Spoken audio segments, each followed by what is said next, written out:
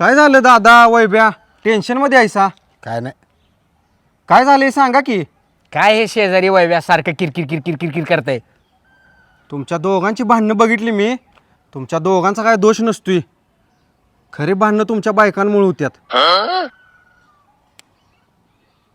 होय दादा, बरोबर आहे. चला. अरे वहिनी तिळगुळ घ्या गोड बोला. ओ वहिनी तिळगुळ घ्या गोड बोला. होय हो भाऊजी, आमच्या येणे दिसले का तुम्हाला? होय, आमचं पण यांनी कुठं दिसनात. आत्ताच गेली की दोघं. गौतम पाटीलचा कार्यक्रम नाही वी.